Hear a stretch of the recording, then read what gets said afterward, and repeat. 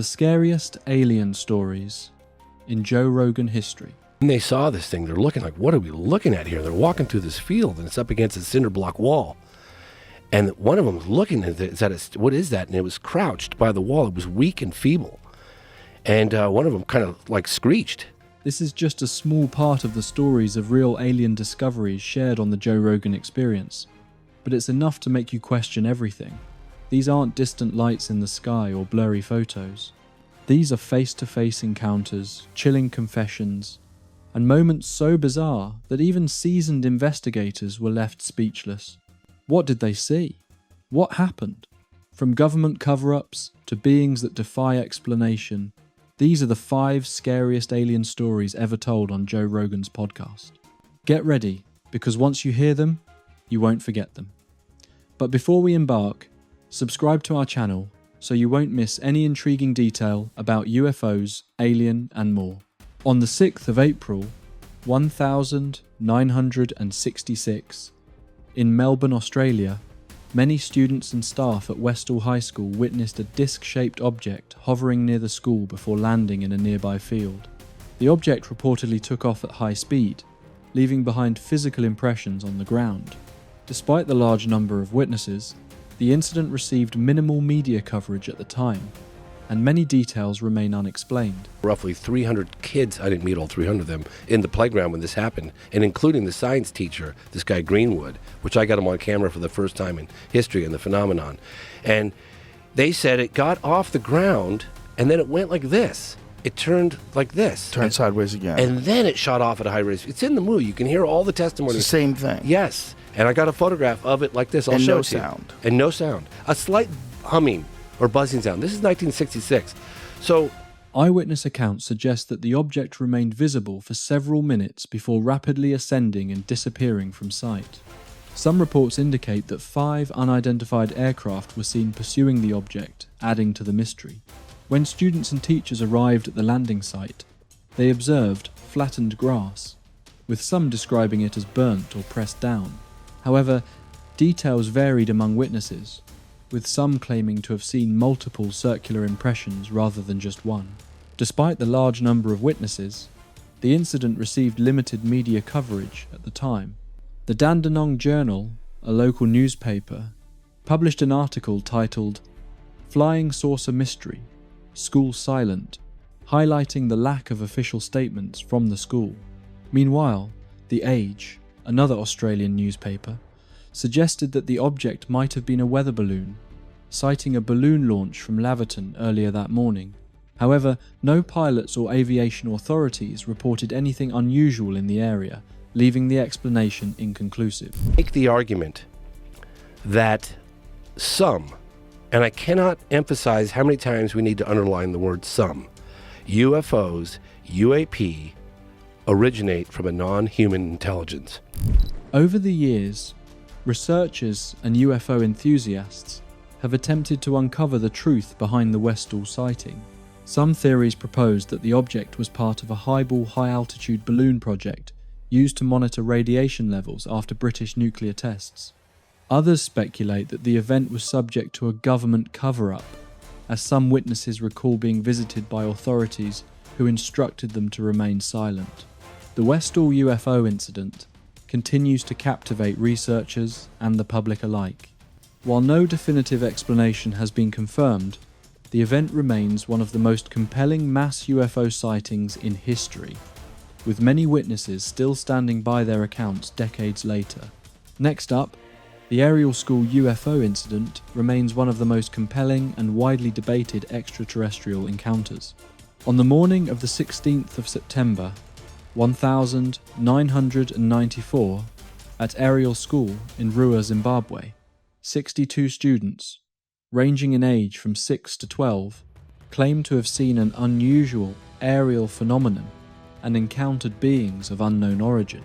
Around 9:30 a.m, while the teachers were attending a meeting indoors, the children were playing outside when they noticed one or more silver disc-shaped objects descending from the sky. These objects reportedly landed or hovered just beyond the schoolyard in a nearby field filled with brush and small trees. The children described the craft as shiny and metallic, with some noting its smooth, reflective surface. According to the students' accounts, several beings emerged from the craft. Their descriptions of these entities were strikingly similar. The beings were short, had large heads, and featured prominent, oval-shaped black eyes. They were dressed in tight-fitting, shiny black clothing. Some children observed that the beings appeared to glide or hover rather than walk. The encounter lasted roughly 15 minutes. While some children ran away in fear, others stayed and observed the beings. Several students also reported that the beings communicated with them telepathically, delivering messages about environmental destruction and the potential dangers of humanity's technological progress. A UFO or several UFOs landed at a school in broad daylight in Rua, Zimbabwe, Africa, and interacted telepathically with nearly 100 school children. Not all of them had telepathic, but had seen the incident. How significant of a story would you give that? Well, not only that, they had the same message. Yes. But the telepathic message was that technology is a real problem. Yes. And there's things that people are doing with technology that are going to ruin the earth. Yes. And they were trying to relay this to children, which is very strange. Yes. You know, Yes. I mean, maybe they just thought they were adults because they were the same size as the aliens. The incident gained attention when BBC correspondent Tim Leach visited the school on the 19th of September, 1994, to interview students and staff. His investigation revealed that the children's descriptions were remarkably consistent, despite their young age and lack of exposure to UFO-related media. Additionally, UFO researcher Cynthia Hind documented the event, asking the children to draw sketches of what they had seen. Their drawings showed similar depictions of the craft and beings, reinforcing the credibility of their accounts. While some skeptics argue that the event was a case of mass hysteria, others believe it was a genuine extraterrestrial encounter. Harvard psychiatrist John E. Mack, who interviewed the children, found their testimonies to be sincere and emotionally impactful, suggesting that they had experienced something profound and unexplainable. Not stopping there, between the 13th of January and the 20th of January, 1,996 numerous residents in Varginha, Brazil, reported sightings of strange flying objects. These objects were often described as either cigar-shaped or disc-shaped, hovering silently or moving unpredictably. Some witnesses mentioned seeing the objects trailing smoke or flying at low altitudes. The most extraordinary event occurred on the 20th of January, 1996, when three young women, Liliane Silva, Valkyria Silva, and Katia Xavier, allegedly encountered a mysterious being in a vacant lot. The creature was described as standing 4 to 5 feet tall, with brownish, oily skin, large red eyes, and a large head marked by veins or ridges. It appeared weak, injured, or disoriented, and emitted a strong odour resembling ammonia or sulphur. Terrified, the girls fled home to inform their mother, who later visited the area and found only a lingering, pungent smell. Shortly after the incident, firefighters and military vehicles were spotted in the neighbourhood, particularly near the vacant lot. According to various accounts, the Brazilian military reportedly captured a mysterious creature and transported it to Isa, a nearby military base. From there, the being was allegedly taken to a local hospital in Varginha and may have been moved again to other undisclosed locations. Some rumours even suggest a second creature was discovered, with one possibly dying, an event linked to the death of a Brazilian military officer who supposedly became fatally infected after contact. Hospital staff later claimed a bizarre entity was brought in under intense secrecy, with sections of the hospital cleared and soldiers seen on site. Witnesses also reported military roadblocks and flatbed trucks carrying large containers, fueling suspicions of a cover-up. Officials in Brazil gave inconsistent explanations, initially denying the entire incident, then claiming the girls had only encountered a disoriented homeless man.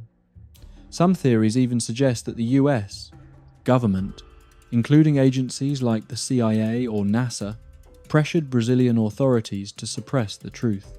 James Fox has been creating a documentary on Brazil's Roswell incident and even spoke with the 3 girls who encountered the mysterious creature. I asked Katya and I asked all the girls, during that moment of contact, when you lock eyes, I know it's only a brief second, but during that moment of contact, what did you feel? Like, put me there. That's where the title comes from, Moment of Contact, because that was when they locked eyes on this creature. And that's when Katya said, help me, I'm scared. And it was feeble and suffering. And it's a very powerful moment. And these girls have been saying the same thing. It's back to the location where it happened, the smell, that stench, and the footprint on the ground. I mean, everybody talks about that stench, that it was so... They said, if you ever take like a skunk, multiply that by like 100,000, that would give you some indication of the level of like how putrid and nasty. It was paralyzing. And it stayed in the areas, like at the hospitals when they did the x-rays, and everybody talks about it. That stench, it's unbelievable. Like it fills your navel cavities and doesn't leave for a week. It was incredible. Vittorio Paccaccini, one of the original Brazilian ufologists who investigated the incident, revealed that shortly after the girl's sighting on the 20th of January, 1996, 2 men in formal attire visited the Silva family home. These men, described as wearing dark suits and speaking in a calm, almost scripted manner, were not believed to be locals. Allegedly, they cautioned the family against discussing what the girl had seen. Although their warning was subtle and lacked explicit threats, the underlying message was unmistakable: remain silent. Luisa Silva, the girl's mother, later confirmed in interviews that unfamiliar men had indeed come to her house.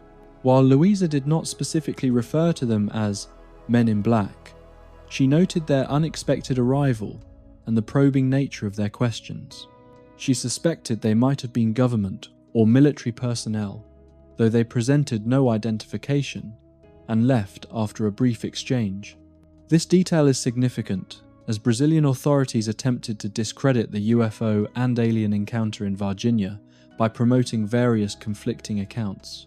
Initially, the girls did not encounter an alien. They merely saw a mentally ill homeless man. At least, that was the explanation provided by Brazilian authorities at first. Later, they claimed it was just routine military activity, with the trucks and soldiers involved in training exercises. There were numerous conflicting narratives from the authorities attempting to dismiss or obscure the event. However, if Men in Black truly visited the Silva family's home, I believe this strongly supports the idea that the girls might have actually seen an alien. After all, if it had simply been a homeless man, why would there be a need for the Men in Black to warn them against discussing what they witnessed? I mean, the military officer, the guy that drove the creature around, I was sitting across from him. You can't see his face, but I did. And I'm looking this guy in the eyes. I'm thinking, I could be looking at a guy that drove a fucking alien around. You have no idea, dude. You have no idea. How did he describe it? So fucking intense. James Fox also emphasized that I think an alien spaceship crashed and they recovered live aliens. And we made contact and the Americans came in. That's what I'm thinking about. So I told a couple people. On the last trip I came back, I was just like, I was so rocked. I couldn't reintegrate back into the culture. I was just like, fuck, I think this happened. It's the biggest story ever. On the other hand, on the 20th of January, 1996, Marco Elixirese was part of a police patrol team dispatched to investigate unusual reports in Brazil. Alongside 2 other officers, he was instructed to intercept or examine a strange creature reportedly seen by civilians. Witnesses claimed they observed the creature being captured by military or police personnel, then placed into a box or cage and transported away. Marco reportedly came into direct contact with that strange being, possibly touching it without any protective gear. Shortly after this supposed interaction, reports indicate Marco began feeling severely ill. Some say within days, others suggest a few weeks later.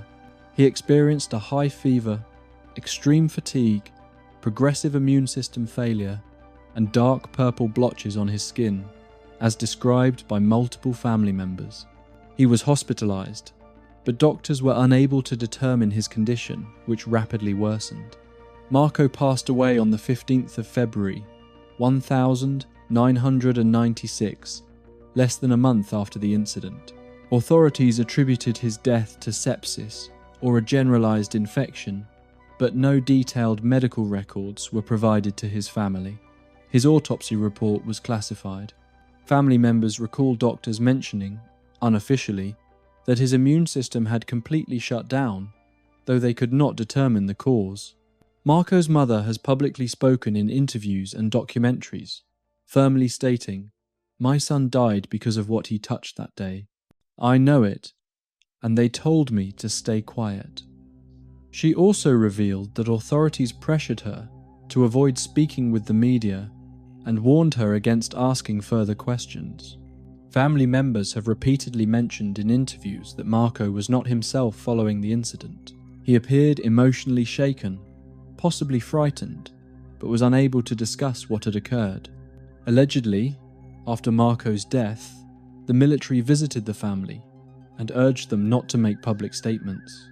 Given all the evidence, eyewitness accounts, and stories surrounding Brazil's Roswell, we feel inclined to believe that this event truly happened, that a UFO landed in Virginia, and those 3 girls encountered an alien.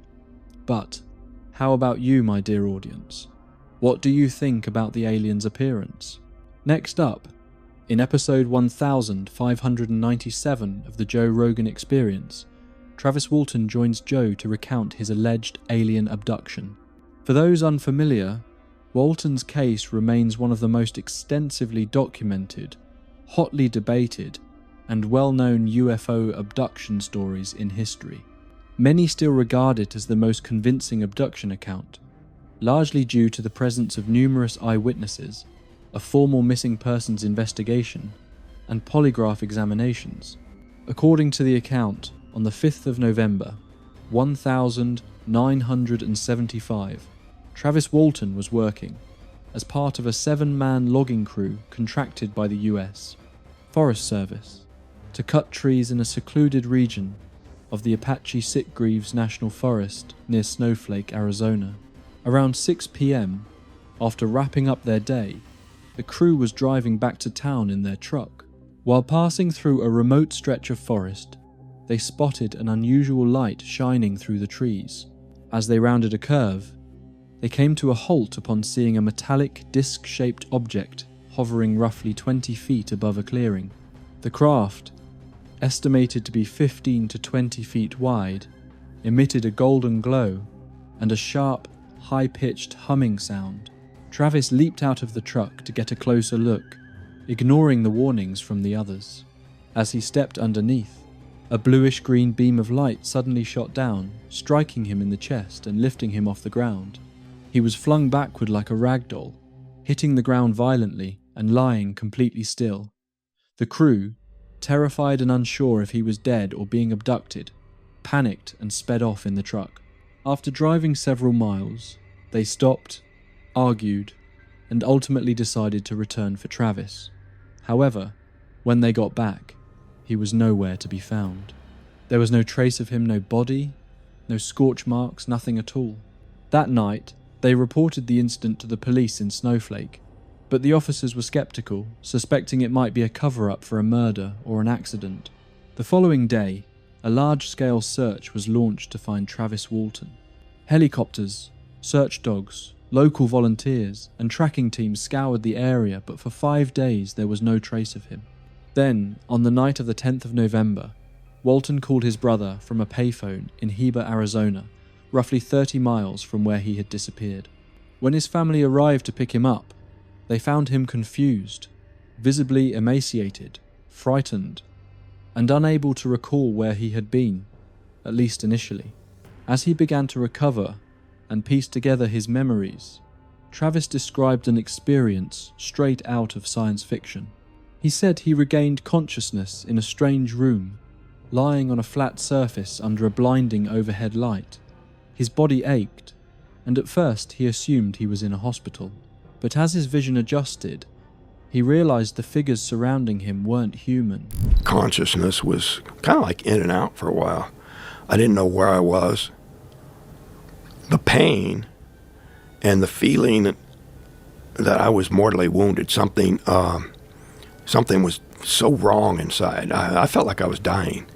And this is what really fueled the panic when I finally laid eyes on these creatures.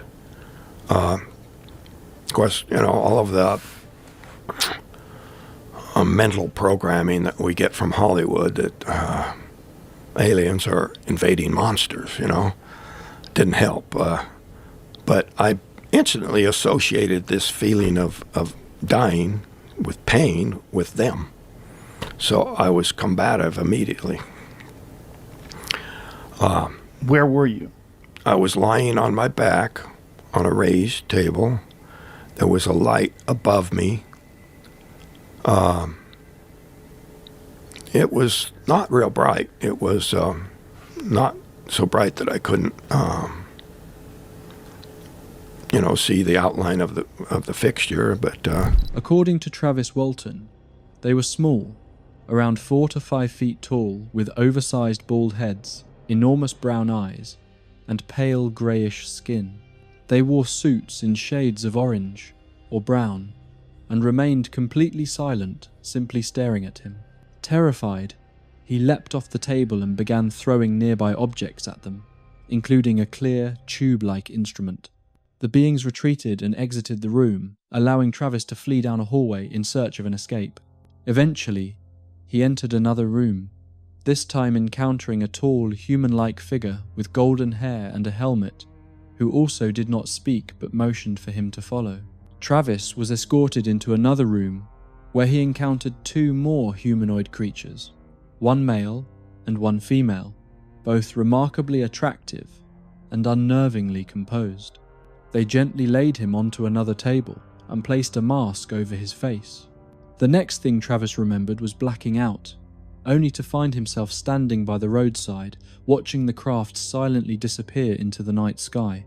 In a surprising turn, all 6 of his crew members underwent polygraph tests administered by the Arizona Department of Public Safety.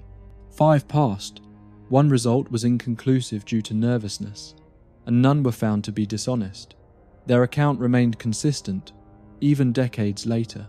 Travis himself underwent multiple lie detector tests, most of which indicated no signs of deception, and he also passed psychological evaluations that showed no evidence of delusions or mental illness. Ultimately, there is a theory suggesting that aliens might be humans who have adapted and evolved over thousands or even millions of years. On episode 2000, 264 of the Joe Rogan Experience, featuring Jason Sands and Lenville Logan, Joe Rogan discusses his visit to Skinwalker Ranch. This ranch, situated in the remote Utah basin of northeastern Utah, is one of the most infamous paranormal locations in the United States. Spanning over 500 acres, it has become known for decades of strange and often frightening occurrences, including UFO sightings, cattle mutilations, mysterious creatures, and unexplained electromagnetic phenomena. The term Skinwalker originates from Native American folklore, specifically from the Navajo tribe. According to their legends, a skinwalker is an evil witch capable of transforming into animals or possessing human bodies. Although the ranch is located within Ute tribal territory, the Ute people also recognize the presence of malevolent forces in the area and believe the land to be cursed, a belief that has been passed down through generations. The situation became even more unsettling with the frequent and horrifying cattle mutilations. Animals were discovered dead, missing organs with no signs of blood or evidence of predators. After only 2 years, feeling overwhelmed and terrified, the Shermans decided to sell the ranch to billionaire Robert Bigelow, the founder of the National Institute for Discovery Science. Bigelow assembled a team of scientists and researchers to investigate the phenomenon scientifically. While they observed unusual occurrences, such as glowing orbs and electromagnetic disturbances, no definitive explanation was ever determined. Much of the data collected during this period remains either classified or unpublished. In 2016, real estate investor Brandon Fugel acquired the ranch and initiated a new wave of public intrigue through a documentary series on the History Channel titled The Secret of Skinwalker Ranch. The series explores ongoing research into elevated radiation levels, mysterious aerial phenomena, and frequent technological disruptions. Researchers have also reported experiencing health issues in specific areas of the ranch, such as nausea, headaches, and sudden episodes of memory loss.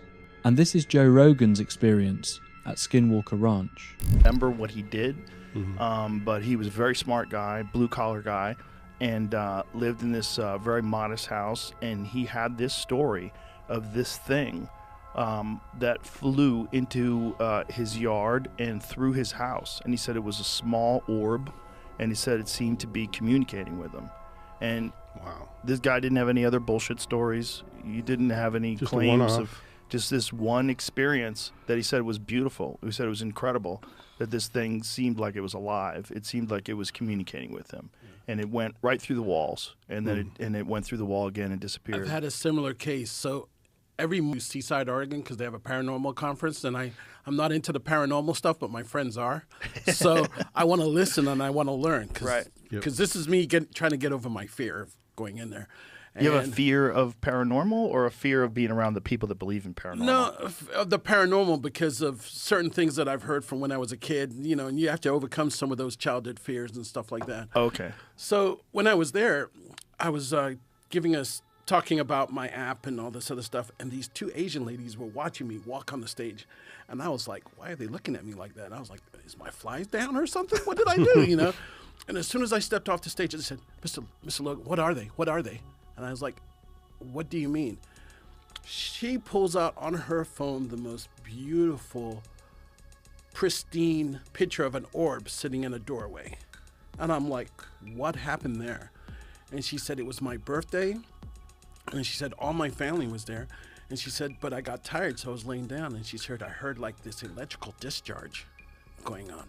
And she said, it came right through her wall, started floating across her room. She said it got to her doorway. She screamed, and all her family came, and the son, I guess it was, took the picture of the orb.